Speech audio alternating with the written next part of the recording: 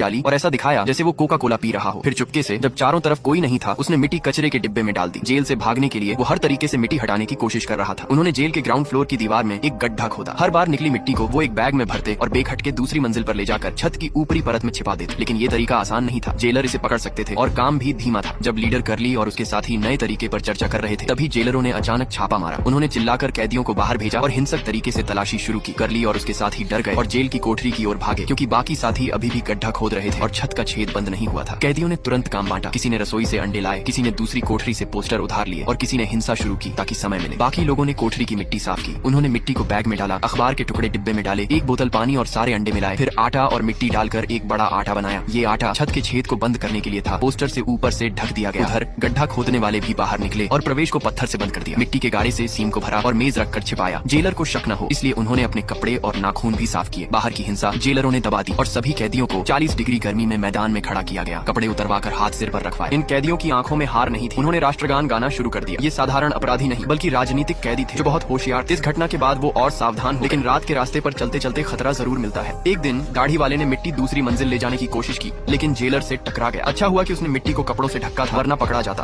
खतरे को कम करने के लिए उन्होंने ऊपर नीचे की कोठरियों को जोड़ा और मिट्टी को पहले नीचे से ऊपर फिर छत की परत में शिफ्ट किया। इससे मिट्टी का ट्रांसफर तेज हुआ, लेकिन गड्ढा खोदना अभी भी धीमा था। 2 महीने में सिर्फ 2 मीटर ही खोदा गया। इतनी रफ्तार से तो सालों लग जाएंगे। इसलिए उन्होंने और लोगों को, भरोसेमंद कैदियों को जोड़ा। टीम बढ़ने से गड्ढा खोदने का समय 1 से 4 राउंड हो गया। हर राउंड 3 घंटे यानी दिन में 12 घंटे का। रोज सैकड़ों किलो मिट्टी निकलती, लेकिन छत की जगह काफी। शक से बचने के लिए वो थके हुए नहीं दिखते। रोज व्यायाम और सामाजिक गतिविधियों में हिस्सा ले। लेकिन गड्ढा गहरा होने पर एक दिन साथी अंदर बेहोश हो गया। टीम ने उसे बाहर खींचकर बचाया। तब पता चला कि गहराई में ऑक्सीजन कम हो रही है। छोटी दाढ़ी वाले ने मुलाकात के दौरान बाहर से प्लास्टिक बैग और वर्कशॉप से मोटर मंगाई। शर्त ये कि उसे भी भगा ले। मोटर में पंखा लगाकर और प्लास्टिक पाइप से ऑक्सीजन भेजी गई। साथ ही तार और बल्ब लगाकर रोशनी की। इस तरह 500 दिन की मेहनत के बाद गड्ढा जेल के बाहर पहुंचा। बाहर के साथी ने लाल स्याही देखकर एग्जिट पक्का किया, लेकिन मुलाकात में खबर आई कि एग्जिट सुरक्षित जगह से 15 मीटर दूर है, जो जेल की दीवार के पास बहुत खतरनाक। सुरक्षा के लिए और खोदना पड़ा। तभी भूकंप आ गया। जेल में अफरा तफरी मच गई। गड्ढा गिरने की कगार पर था। सब मैदान में भागे। जेलरों ने गिनती की तो शक हुआ। गड्ढा खोदने वाले ने पैर मोचने का बहाना बनाया और बाहर आया, लेकिन जेलर संदेह में पड़ गए। एक कैदी को परिवार की धमकी देकर जेलर ने करली की निगरानी के लिए लगाया। उधर कोठरी टीम ने गड्ढा चेक किया। कुछ जगह कमजोर थी। एक और झटका आने पर सारा मेहनत बेकार हो सकता था। इसलिए उन्होंने रात की मूवी शो के दौरान भागने का प्लान बनाया। रात को मूवी देखते वक्त वो चुपके से कोठरी गए, कपड़े बदले और गड्ढे में उतरे। बाहर के साथी ने निशान खोदा, लेकिन जेलर का खरीदा हुआ गद्दार शक में पड़ गया। वो कोठरी देखने गया, लेकिन व्हील चेयर वाला दोस्त जो पैर से लाचार था और नहीं भाग सकता था, ने उसे रोका। गद्दार ने उसे धक्का देकर गिराया। कोठरी में सिर्फ लंबे बाल वाला बचा, जो अभी गड्ढे में नहीं